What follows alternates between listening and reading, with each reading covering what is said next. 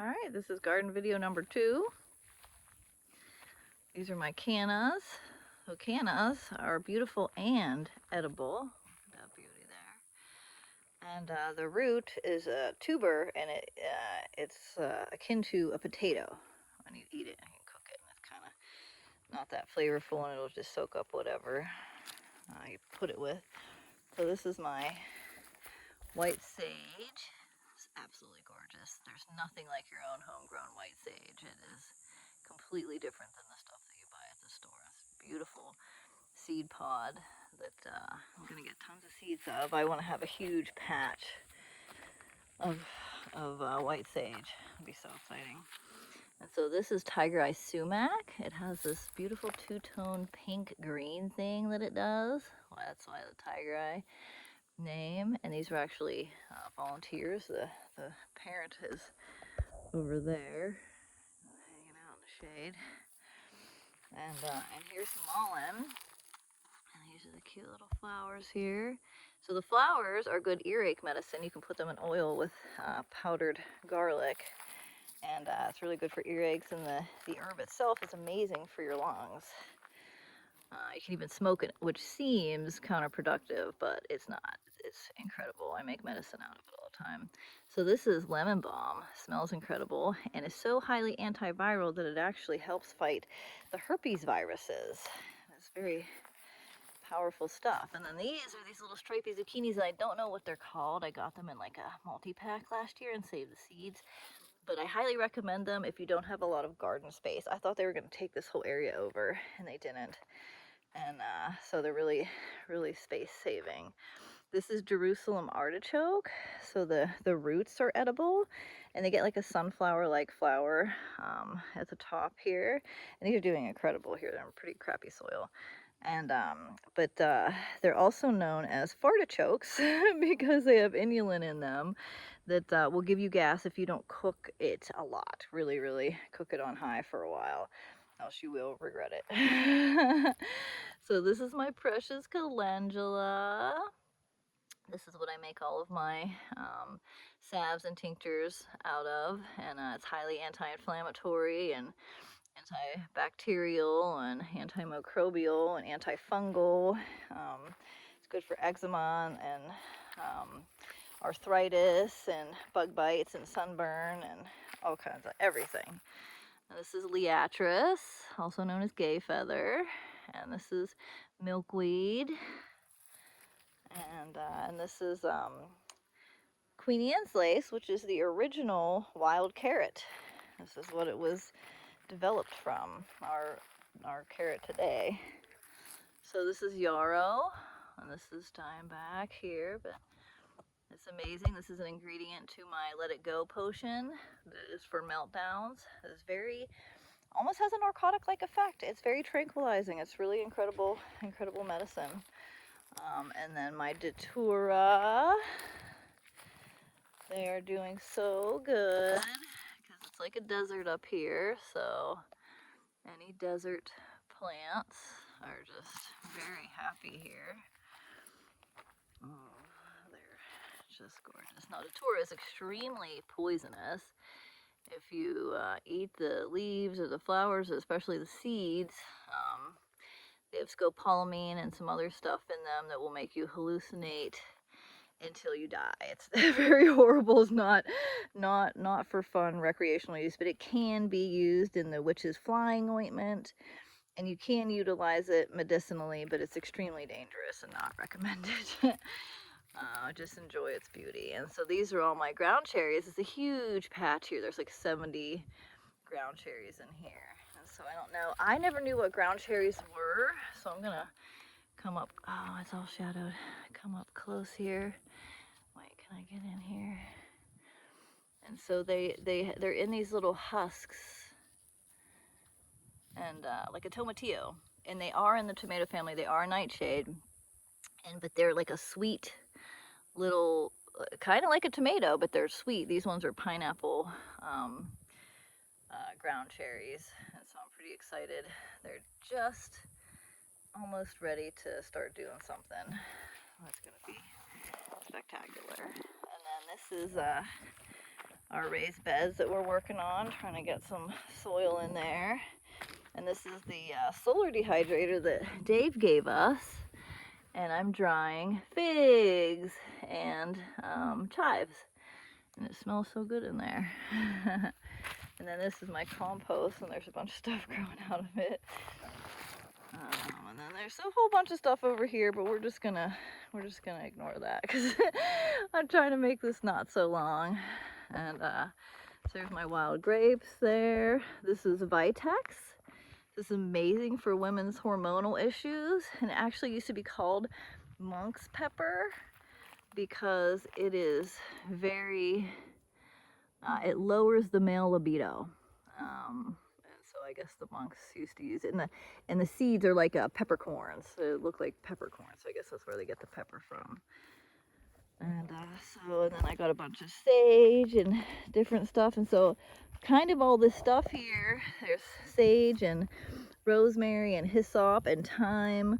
And these are all ingredients to thieves oil, which is called thieves oil because the body snatchers or the grave robbers around the plague used to utilize these different herbs like sage, oregano, thyme, rosemary, and they would put it on themselves in masks and things, and to keep the viruses at bay. That's how powerful these wonderful culinary herbs are. So this is sage, another type of sage. This is purple sage. So yeah, lots of wondrousness. And then echinacea, it's just looking spectacular. It's getting a little burned. It's going to be 100 degrees again all week. I'm not looking forward to that. But and so echinacea is an incredible immune stimulant. It will help support your immune system so that you can get better faster. Incredible stuff. You can use the aerial parts, but the root is much more potent. So here's my cherry trees, and I actually put some grafts on these. I'm trying to see if I can find, here's one over here. Okay, we'll go over here. This is a cute little plant pot that we made out of a tree. And so here is one of my grafts. I grafted both almonds and apricots. You can graft any stone fruit onto any stone fruit pretty much. So I'm waiting to see, and I did it at a wrong time of year, and it may not take, but I at least figured out how to do it, so next time I'll know better. And so this is my cassava melon. Look at how beautiful.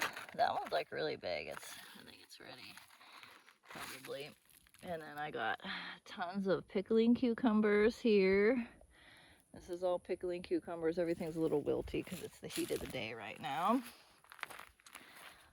And this is Lebanese squash. I thought that it was just going to die back because I waited too long to put it in the ground. And now it's so huge, it's taking over everything else. It is just gigantic. I was trying to see if I could find one in there. I don't know. It's hard to see. Oh, there's one. There they are, little cuties. I love like the seafoam green stuff. Highly recommend it. It is incredibly prolific. And so this is Bush Champion. Look at how big this is. Look at how big this cucumber is. It's gigantic. And this one, like they're huge. So these are Bush Champion, and they're called that because it sort of keeps its bush-like shape. And it's very prolific, but yet small. So again, good for small gardens. Highly recommend it. And these are all my pickling cucumbers still. I'm excited. I'm finally going to have some blue morning glories this year. And so this is called a Charlin melon. Now I like to get like heirloom, unusual things. And so this is some type of, obviously, like a cantaloupe-like heirloom vine that is really good. I've grown some in the past. And this is Glue des Aisines, which is a French pumpkin, and they're like the peach ones that have warts on them that you get at the store. Now look at this. Look at it, I can barely get it in the shot. This is called a painted serpent. And oh my goodness, that one's growing through. Oh, look at it. Oh, these shadows are just not working. It's growing through there. It's like stuck in there now. Oh no. Oh, poor guy. It's pretty huge too. I'll have to. And they're incredible. I actually ate my first one yesterday. And they are a little weird. They're like a little hairy, which, you know, usually you're like, am I supposed to eat like something that's hairy because it could be pokey or whatever. But they are the best cucumbers I've ever had. They are so, the skin is so thin because I don't like, geez, these shadows. I don't like thick-skinned stuff. I will even with my own cucumbers, I will peel them. But yeah, they're just, oh my goodness. They're just so huge. Okay. And then this is a fall squash. It's also like a peach squash. And then this is a volunteer that's taking over, and I'm pretty sure that it is a pink banana squash. I'm not sure though. And then here's another, this is a Crenshaw melon. Beautiful. Alright, where is the sun? Oh, it's behind me. This is not working very well. And here's my beautiful, these are all Boston pickling cucumbers that I have all over there. And this is a canary melon. I got a couple canary melons, and I just got those from the melons that I got from the store. So this is half Noir de Carme, which means like dark and sweet, I think, or something. It's a French. And they're just little like that. They stay little like that. They're just tiny little like cantaloupes, but they will get orange when they're ready. And then this is another Charlene melon that I got put in really late. But then there's this. And I'm like, wait a second, that doesn't go. And it's an Armenian cucumber. And I did plant some, and so it must have gotten mixed in there somehow. So I'm glad to see at least one, because the other ones, they have a very poor germination rate, I have found. But yeah, so these are all my pickling cucumbers. They're so happy. There's a whole bunch of them in there. I gotta harvest. And this is a Queensland. It's like a Hubbard squash. And this is more very sad brown cherries and some zucchini. And then this is my plant spot. As you see, everybody's kind of crowded around waiting because it's so hot, and there's water in there, and everybody takes a swim, and everybody's happy. It's so hot here that anything in pots really struggles. So I made a little spa so everybody could have a spa day and get all really nice and soaked and recover a little bit. And so these are Aca, and I know they look like oxalis,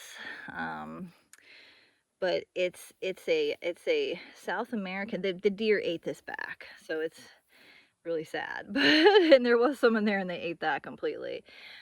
But so these are those really cool South American potatoes that are different colors. They come in like reds and different, like, you know, different the patterns and things like that. So I've not had an easy time because anything tropical does not do well here. It is very, very hot and dry in the summertime.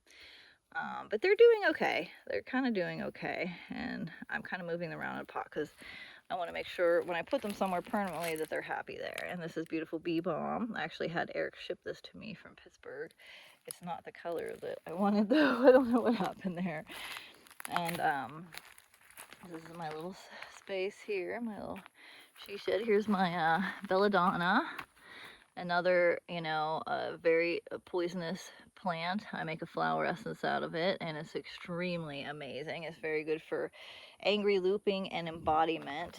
And the berries are just gorgeous. Aren't they just beautiful? They're stunning. It's such a beautiful plant. I'm very, very happy that I figured out a way to make amazing medicine out of it. And so Belladonna atropa is the Latin name, and atropa is the goddess who cuts the thread of life. And so that's where that name comes from, Greek mythology, I believe. And these are Hawaiian ginger, but you can't eat those. And these are ivy from the redwoods. And this is another one. This is Brugmansia, which is an angel trumpet in the Datura family. Well, Datura is in the Brugmansia family, actually. Another poisonous hallucinogenic that will kill you and be a horrible experience, but just gets gorgeous trumpet-like flowers on it that smell like a mixture of rose and jasmine. They are incredible. Some more cannas, and I have some baby apples here. So this apple is a pink pearl, and the flesh, the inside of the apple is pink. I am so incredibly excited about this. There's some more flowers. I'm having a hard time seeing. The sun is just totally blacking out my screen. And look at these beauties. This was from the farmer's market. I save seeds from everywhere all the time. They're heirloom and on the side of the road and from different plants and things and wild things. So this is a green Egyptian cotton. So excited. I got a few of those growing, and some foxglove. And so this is a fennel, and it's called bronze fennel, and it's really beautiful, but it seems like the leaves are sort of dying back as it's flowering. So yeah, this was a dream I had of having a squanch tunnel here, and it was going to be amazing, but there's not enough sun over here. But the lettuce did really good, but it's too hot now for lettuce to be doing anything. And these are my beets. And then I have jicama. I've never grown jicama before, so I'm pretty excited about that. And then Romanesca veronica, which is the fractal broccoli. And then there's some dragon tongue. Let's see if there's any. They're pretty neat, as you see. Now it's shaded here, right? So it's but these guys actually need. Oh, get out of here, you guys! The grasshoppers are just torturing my stuff. There was here we go. Aren't they beautiful? Dragon tongue beans, really cool. And then this is the deer ate them down too, but a strawberry bed, and there's a lilac there. And so yeah, there's a couple of my olive trees. These are locusts that I got seeds from Grants Pass. And then these are olive trees, and I got a couple big ones over across the property. And then these are carob trees. Really cool. I got carob trees, and they like hot and dry, so they'll be happy here. So yay, that's well, it's half my garden. Thanks for watching.